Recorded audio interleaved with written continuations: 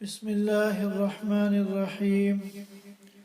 الحمد لله نحمده ونستعينه ونستغفره ونؤمن به ونتوكل عليه ونعوذ بالله من شرور أنفسنا ومن سيئات أعمالنا. من يهده الله فلا مضل له ومن يضلله فلا هادي له. ونشهد أن لا إله إلا الله وحده لا شريك له.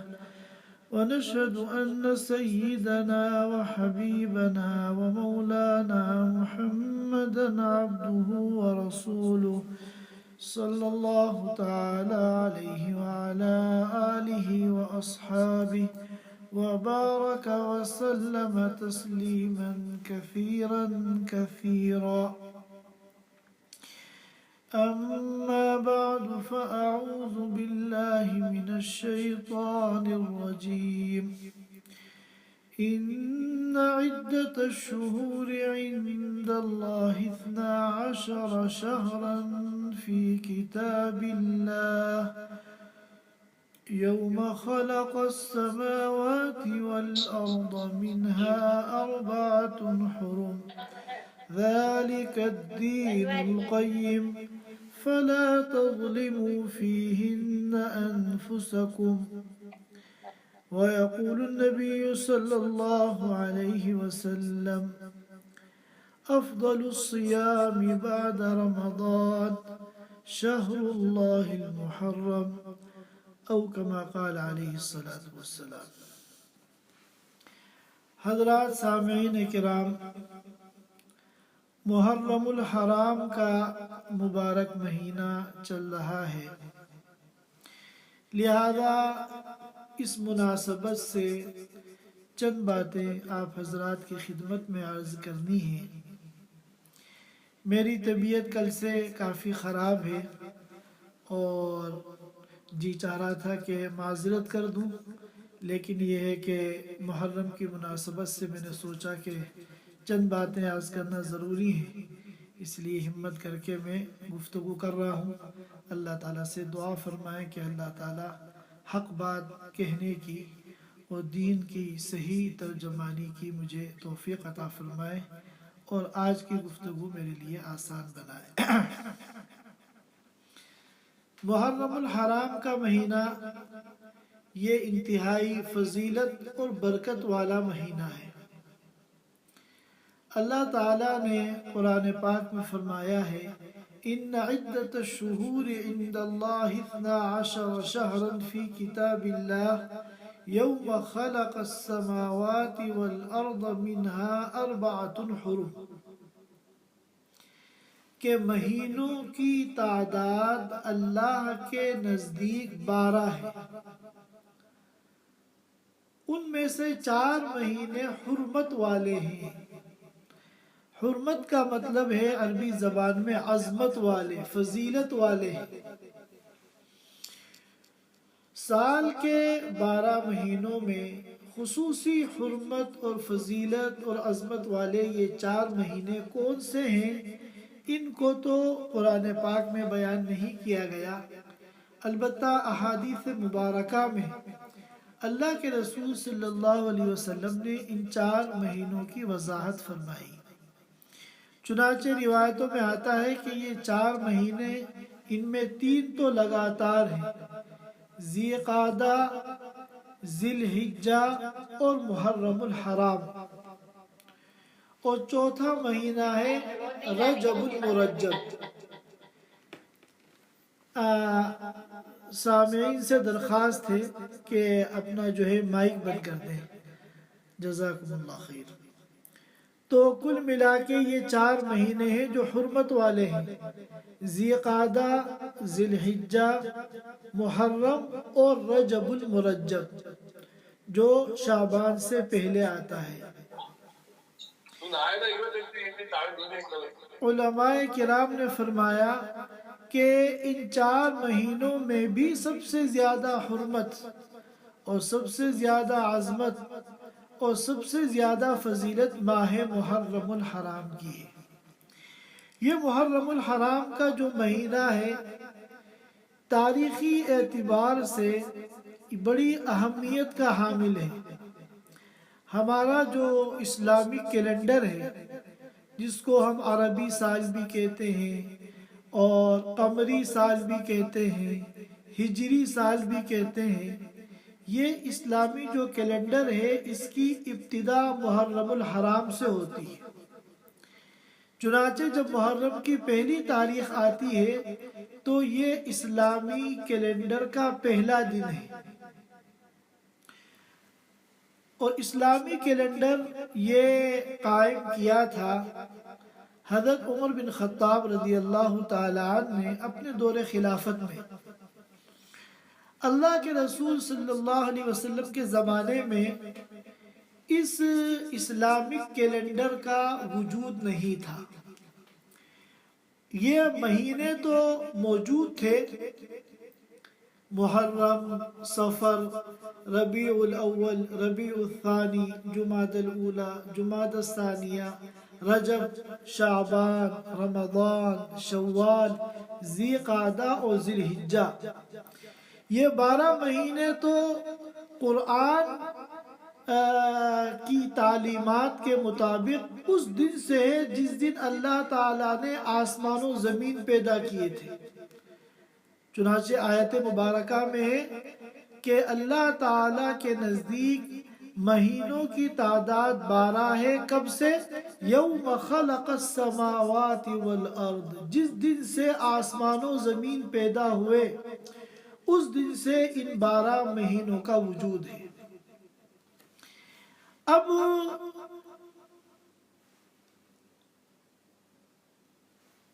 تاریخ بتانے کے لیے پرانے زمانے میں کسی بڑے تاریخی واقعے کے حوالے سے سن متعین کیا جاتا تھا۔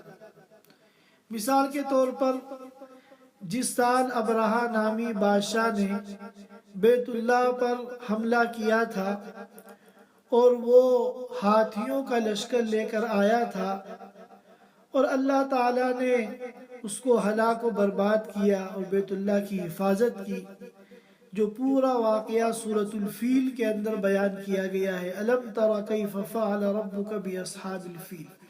تو جس سال یہ واقعہ پیش آیا تھا اس کو عام الفیل کہتے تھے۔ عام الفیل، عام کے معنی سال، فیل کے معنی ہاتھی، ہاتھی والا سال۔ اب اگر کوئی سن بتانا ہوتا تھا تو کہتے تھے عام الفیل کے 2 سال بعد، عام الفیل کے 3 سال بعد، یا عام الفیل سے 2 سال پہلے، یا عام الفیل سے 10 سال پہلے، اس طرح سن کی تعین کرتے تھے، کیونکہ باقاعدہ کسی کیلنڈر کا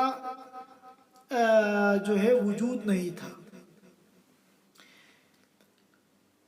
اللہ کے رسول صلی اللہ علیہ وسلم کا جو دور نبوت تھا وہ چلا گیا، پھر صدیق اکبر کا زمانہ آیا وہ بھی چلا گیا، پھر جب فاروق اعظم کا زمانہ آیا تو حضرت عمر رضی اللہ تعالیٰ عنہ نے ایک موقع پہ بصرہ کے گورنر حضرت ابو موسیٰ اشعری رضی اللہ تعالیٰ عنہ کو ایک خط لکھا اور اس میں ماہ شعبان لکھا ہوا تھا۔ تو ابو موسیٰ اشعری رضی اللہ تعالیٰ عنہ نے وہاں سے جواب میں لکھا کہ آپ کا خط آتا ہے اور اس میں شعبان لکھا ہوا ہوتا ہے، مگر ہمیں یہ نہیں پتا ہوتا کہ یہ اس سال کا شعبان مراد ہے یا پچھلے سال کا شعبان مراد ہے۔ لہٰذا میری رائے یہ ہے کہ ایک تقویم کا نظام بنایا جائے، ایک کیلنڈر بنایا جائے تاکہ ہمیں سب کو بیان کرنا آسان ہو جائے۔ جب ابو موسیٰ اشعری رضی اللہ تعالیٰ عنہ کا یہ خط آیا، حضرت عمر رضی اللہ تعالیٰ عنہ کو ان کی رائے بڑی پسند آئی۔ انہوں نے صحابہ کرام کو مشورے کے لیے جمع کیا، سب نے ان کی رائے سے اتفاق کیا۔ چنانچہ پھر 2 چیزیں متعین کرنی تھی، ایک تو سال کے جو یہ 12 مہینے ہیں ان میں یہ طے نہیں تھا کہ پہلا مہینہ کون سا ہے، آخری کون سا ہے۔ چنانچہ اس کو تو اس طرح حل کیا گیا کہ محرم کو پہلا مہینہ قرار دیا گیا عربی سال کا، اور ذی الحجہ کو آخری مہینہ قرار دیا گیا۔ اور دوسرا مرحلہ یہ تھا کہ ہم اس سن کی ابتدا کب سے کریں، چنانچہ مختلف رائے آئی۔ بعد میں آخر میں یہ طے ہوا کہ ہجرت جو ہے یہ اسلامی تاریخ کا ایک انتہائی عظیم واقعہ ہے، چنانچہ ہجرت والا جو سال ہے اس کو ہم اسلامی کیلنڈر کا پہلا سال قرار دیں گے۔ اب اس کے بعد جو اگلا سال آئے گا وہ سن 2 ہجری، اس کے بعد جو سال آئے گا سن 3 ہجری، اس کے بعد جو سال آئے گا سن 4 ہجری، اس طرح آج جو ہے 1445 ہجری۔ تو اس ماہ محرم الحرام کی یہ خصوصیت ہے کہ یہ ہمارے عربی سال کا پہلا مہینہ ہے، اور عربی سال کا اعتبار کرنا یہ سنت ہے، کیونکہ اسلامک کیلنڈر جو قائم کیا ہے وہ عمر بن خطاب رضی اللہ تعالیٰ عنہ نے، اور عمر بن خطاب رضی اللہ تعالیٰ عنہ خلفائے راشدین میں ہیں، اور اللہ کے رسول صلی اللہ علیہ وسلم نے فرمایا تھا علیکم بسنتی و سنت الخلفاء الراشدین، کہ میری جو سنت ہے، میرا جو طریقہ ہے اس کو بھی لازم پکڑ لو، اور خلفائے راشدین کا جو طریقہ ہے اس کو بھی لازم پکڑ لو۔ لہذا معلوم ہوا کہ عربی تقویم کا اعتبار کرنا یہ ایک سنت عمل ہے۔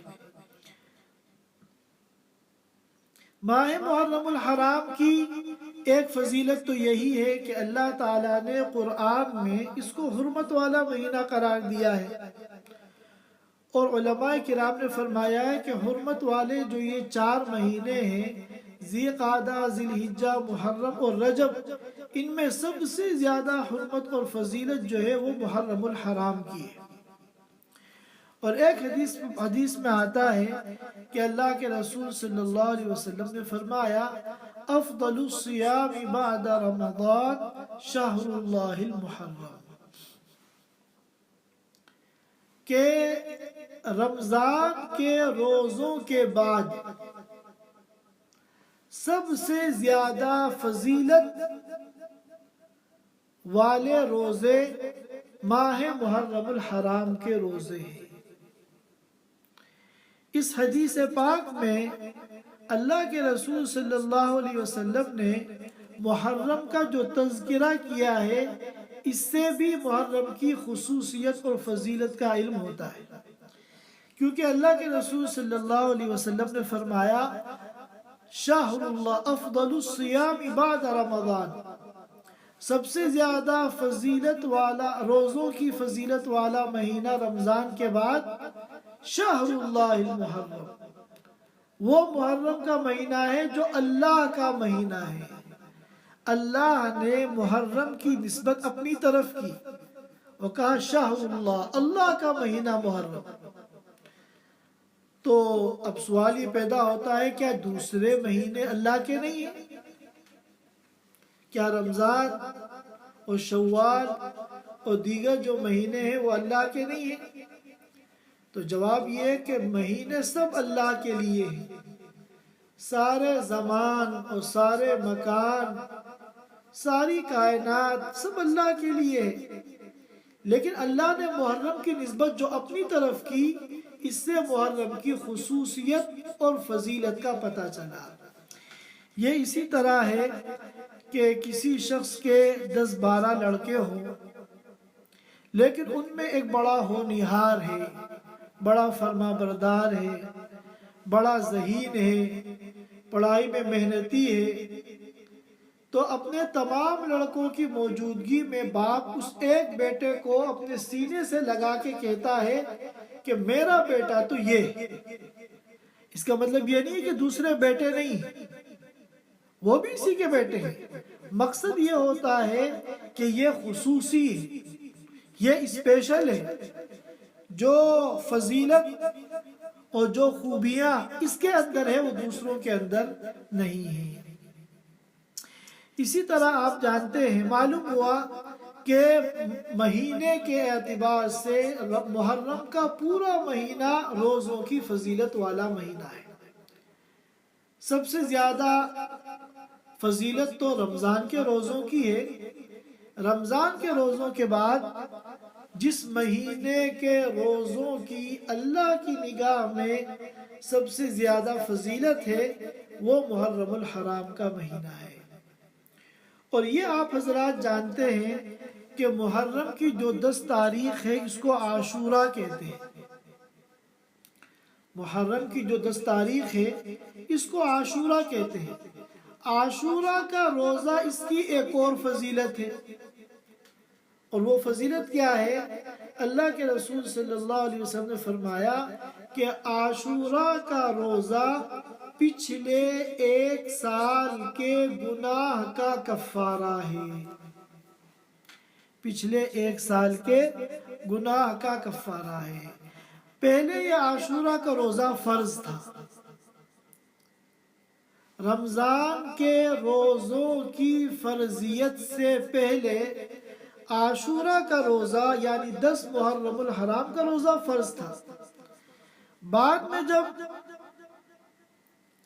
رمضان کے روزوں کی فرضیت آئی تو عاشورہ کے روزے کی فرضیت تو ختم ہو گئی لیکن اس کا استحباب باقی رہا۔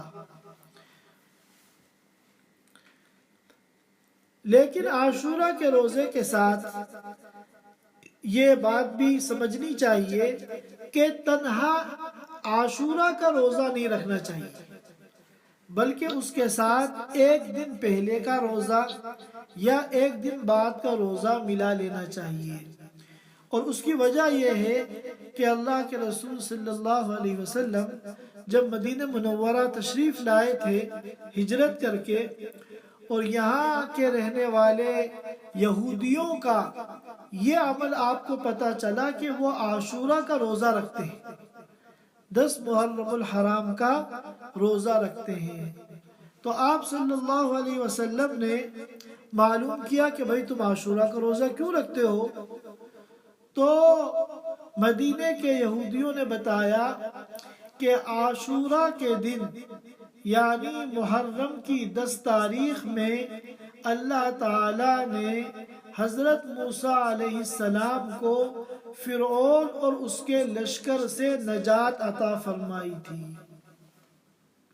یعنی جس دن اللہ تعالیٰ نے فرعون اور اس کے لشکر کو بحر قلزم میں ڈبو کر موسیٰ علیہ السلام اور ان کی قوم بنو اسرائیل کو ہمیشہ کے لیے فرعون کے فتنے سے بچایا تھا، وہ عاشورہ کا دن تھا۔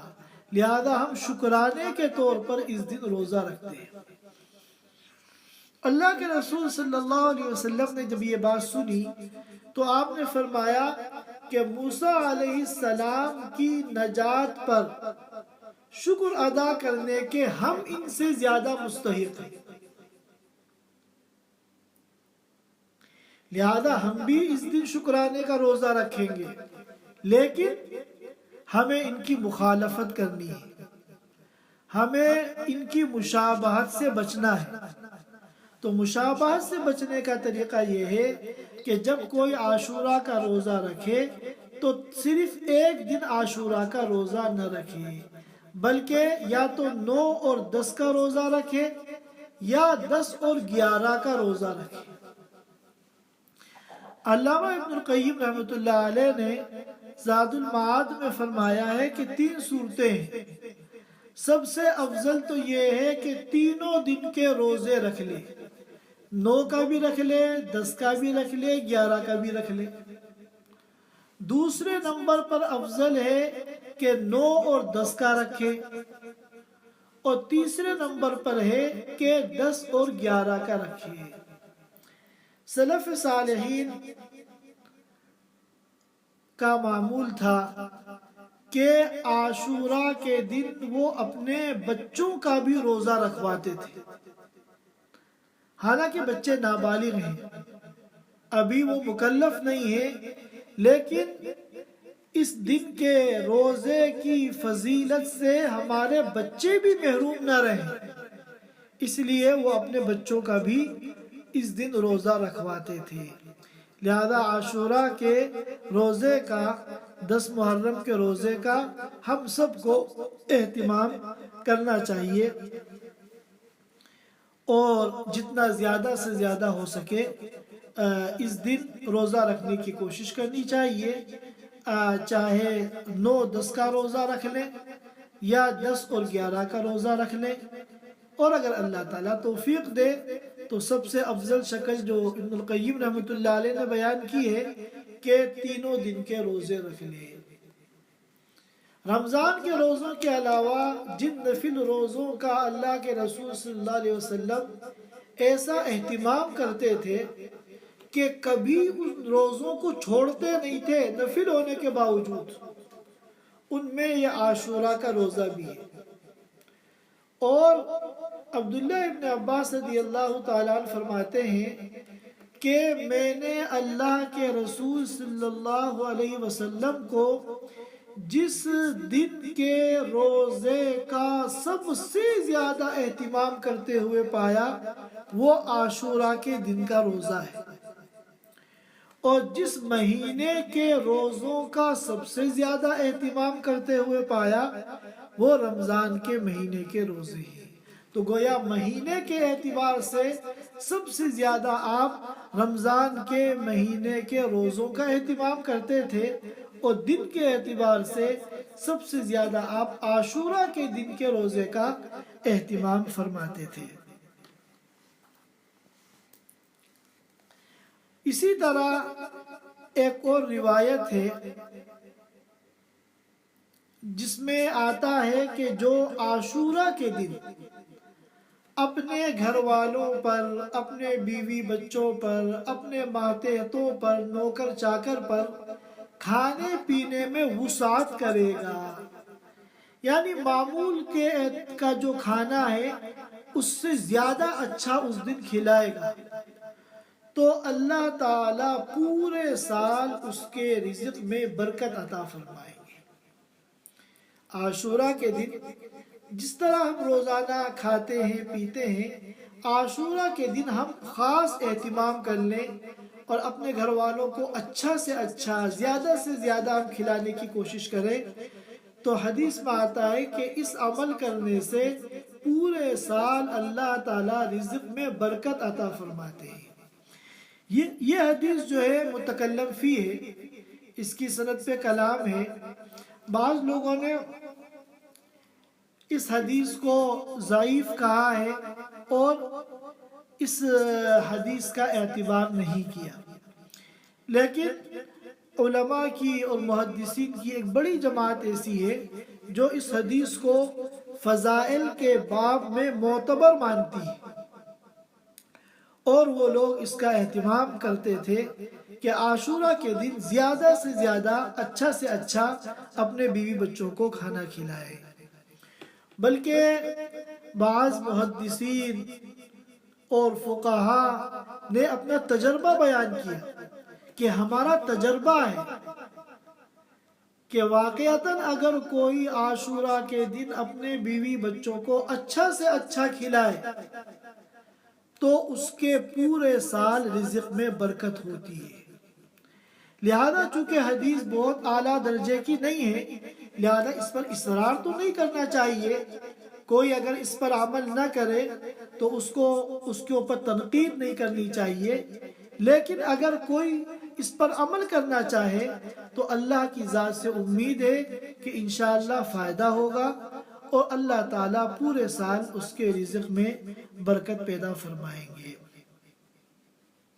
محرم الحرام کا مہینہ، جیسا کہ اس کے بارے میں نے عرض کیا کہ بڑی فضیلت والا مہینہ ہے اور حرمت والا مہینہ ہے، اور اس کی حرمت و فضیلت جو ہے زمانہ جاہلیت سے، زمانہ جاہلیت میں جب قبائل آپس میں لڑتے تھے اور پورے سال ان میں جنگیں ہوتی تھیں اور ایک دوسرے کے قافلوں کو جو ان کے علاقے سے گزرتے تھے وہ لوٹ مار کرتے تھے، جانی مالی نقصان پہنچاتے تھے، لیکن جب محرم کا مہینہ آ جاتا تھا تو بالکل قتل و قتال بند کر دیا جاتا تھا۔ یہ قتل و قتال کرنا یہ اس مہینے کی فضیلت اور حرمت کے خلاف ہے۔ قرآن نے بھی کہا یسألونک عن الشہر الحرام قتال فیہ قل قتال فیہ کبیر۔ اے نبی، لوگ آپ سے پوچھتے ہیں کہ شہر حرام میں، محرم الحرام میں قتال کرنا کیسا ہے، تو آپ بتا دیجئے قل قتال فیہ کبیر، کہ اس مہینے میں قتال کرنا بہت بڑا گناہ ہے۔ یہی وجہ ہے کہ جتنے بھی تجار ہوتے تھے وہ محرم کے مہینے میں تجارتی قافلے لے کے جاتے تھے، کیونکہ انہیں پتا ہے کہ اس مہینے میں راستے محفوظ ہیں، کوئی ہمیں لوٹے گا نہیں، کوئی ہمیں مارے گا نہیں۔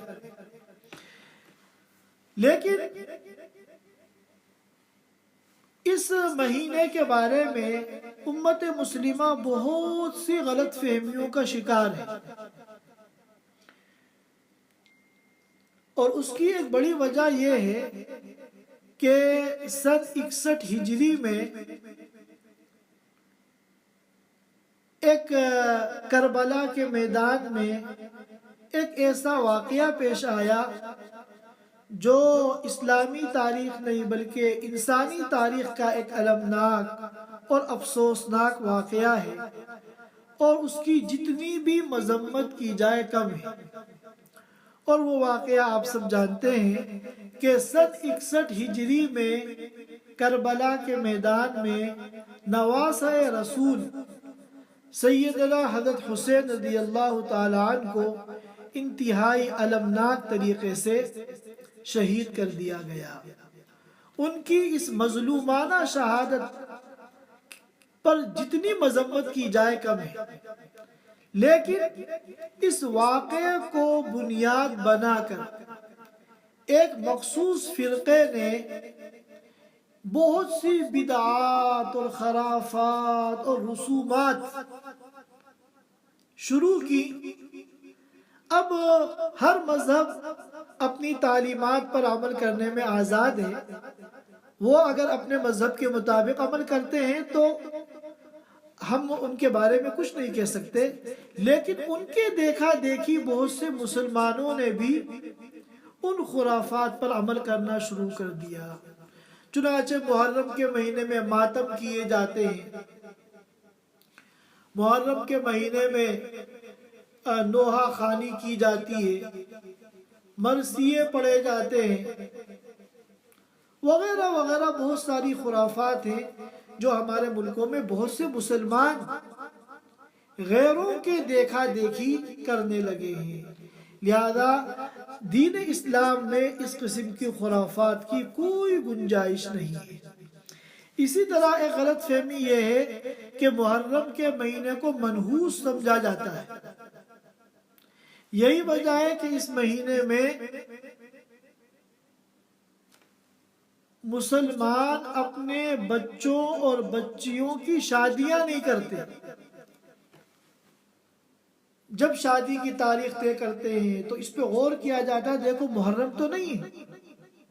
وہ یہ سمجھتے ہیں کہ اگر محرم کے مہینے میں ہمارے بیٹوں اور بیٹیوں کی شادی ہوگی تو اس کے منحوس اثرات ان کی ازدواجی زندگی پہ پڑیں گے۔ یہ انتہائی جاہلانہ سوچ۔ وہ مہینہ کہ قرآن و حدیث چیخ چیخ کر جس کی عظمت کو بیان کر رہے ہیں، جس کی فضیلت کو بیان کر رہے ہیں، ہم اس کو منحوس سمجھ رہے ہیں۔ چنانچہ اگر ہم سیرت کا مطالعہ کریں تو ہماری آنکھیں کھل جائیں۔ اللہ کے رسول صلی اللہ علیہ وسلم نے حضرت صفیہ رضی اللہ تعالی عنہا سے نکاح اسی محرم کے مہینے میں کیا، اور حضرت فاطمہ رضی اللہ تعالی عنہا کا نکاح حضرت علی رضی اللہ تعالی عنہ سے اسی محرم کے مہینے میں ہوا۔ اگر محرم کے مہینے میں نکاح اور محرم کے مہینے میں شادی نحوست کا سبب ہوتی تو سب سے پہلے اللہ کے رسول صلی اللہ علیہ وسلم اور صحابہ کرام اس میں نکاح کرنے سے بچتے ہیں۔ اسی طرح ہمارے بہت سے نادان مسلمان بھائیوں کے ذہنوں میں یہ غلط فہمی ہے کہ شادی کے بعد آنے والا پہلا محرم، کسی بھی شادی کے بعد آنے والا پہلا محرم اگر اس میں بیٹی سسرال میں رہے گی تو اس کے منحوس اثرات نعوذ باللہ اس کی ازدواجی زندگی پر پڑیں گے۔ چنانچہ وہ لوگ اہتمام کرتے ہیں کہ شادی کے بعد جب پہلا محرم کا مہینہ آتا ہے تو محرم کا چاند نظر آنے سے پہلے وہ اپنی بیٹی کو، اپنی بچی کو سسرال سے میکے لے آتے ہیں۔ اور اس طرح کی نہ جانے کتنی خرافات ہیں، کتنی جاہلانہ سوچ ہے جو ہمارے معاشرے میں پائی جاتی ہیں۔ ہم سب کو چاہیے کہ ہم اس جاہلانہ سوچ کا مقابلہ کریں اور ان باطل عقائد کی اصلاح کریں، اور اللہ تعالیٰ جن کو توفیق دیں، موقع ہو، وہ محرم کے مہینے میں اپنے بچوں کی شادی کر کے عملاً اس کی تردید کریں۔ اور اسی طرح یہ جو عاشورہ کا دن ہے، اس کے بارے میں بھی بہت سی باتیں مشہور ہیں۔ عام طور پہ جو واعظین ہیں، مقررین ہیں، وہ اپنی تقریروں میں مرچ مسالہ بڑھانے کے لیے، دلچسپی کا سامان فراہم کرنے کے لیے وہ یہ سب باتیں نقل کرتے ہیں۔ صرف ایک بات وہ تو ثابت ہے بخاری شریف کی حدیث میں کہ عاشورہ کے دن موسیٰ علیہ السلام کو اللہ تعالیٰ نے فرعون سے نجات عطا فرمائی تھی۔ باقی اس کے علاوہ جو بہت سی باتیں عاشورہ کے بارے میں مشہور ہیں اور ہمارے مقررین خوب مزے لے لے کے انہیں بیان کرتے ہیں، ان کی کوئی اصل نہیں ہے، ان کی کوئی بنیاد نہیں ہے، اور یہ من گھڑت باتیں ہیں۔ مثال کے طور پہ کہا جاتا ہے کہ آدم علیہ السلام کی جس دن توبہ قبول ہوئی وہ عاشورہ کا دن تھا۔ اسی طرح ابراہیم علیہ السلام کو آگ سے جو نجات ملی جس دن، وہ عاشورہ کا دن تھا۔ اسی طرح نوح علیہ السلام کی کشتی جس دن جودی پہاڑ سے آ کر ٹکی، جس کو قرآن نے کہا وَاسْتَوَتْ عَلَى الْجُودِ، یہ عاشورہ کا دن تھا۔ یوسف علیہ السلام جس دن جیل سے رہا ہوئے وہ عاشورہ کا دن تھا۔ یونس علیہ السلام جس دن مچھلی کے پیٹ سے باہر نکلے وہ عاشورہ کا دن تھا۔ یہ تمام باتیں بے اصل ہیں، بے بنیاد ہیں، ان کی کوئی حقیقت نہیں ہے۔ لہذا یہ چند باتیں تھیں جو عرض کرنی تھی اس محرم کے مہینے کے سلسلے میں۔ ہمیں چاہیے کہ اس مہینے میں زیادہ سے زیادہ عبادت کی فکر کریں اور کوشش کریں، اور خاص طور پر روزوں کا اگر ہم اہتمام کر سکیں تو ضرور روزے رکھیں زیادہ سے زیادہ، کیونکہ رمضان کے بعد جس مہینے کے روزوں کی سب سے زیادہ فضیلت ہے وہ محرم کا مہینہ ہے، اور انشاءاللہ عاشورہ کا دن اور اس کے ساتھ 9 تاریخ کا ملا کر یا 11 تاریخ کا ملا کر یہ 2 روزے تو انشاءاللہ ہم سبھی رکھیں گے، اور اس مہینے میں خاص طور پر گناہوں سے بچیں اور جاہلانہ سوچ سے اور باطل جو نظریات ہیں ہم ان سے اپنے کو پاک صاف کریں، کیونکہ قرآن میں اللہ تعالیٰ نے خاص طور پر تاکیداً فرمایا تھا فَلَا تَظْلِمُوا فِيهِنَّ أَنفُسَكُمْ۔ ان مہینوں میں، یہ جو حرمت والے مہینے ہیں، ان میں اپنے اوپر ظلم نہ کرنا۔ اپنے نفس پر ظلم کرنا کیا ہے؟ یعنی اللہ کی نافرمانی کرنا، گناہوں میں مبتلا ہونا، بدعات، خرافات، رسومات میں مبتلا ہونا، یہ ظلم ہے اپنے نفس پر. تو یہ تو منع ہے 12 مہینے، لیکن خصوصیت کے ساتھ ان مہینوں میں اللہ تعالیٰ نے ان باتوں سے منع کیا ہے. اللہ تعالیٰ ہم سب کو کہنے سننے سے زیادہ عمل کی توفیق عطا فرمائے. وآخر دعوانا ان الحمدللہ رب العالمین. Thanks for watching. Don't forget to like, comment, share and subscribe to Al Wahid channel.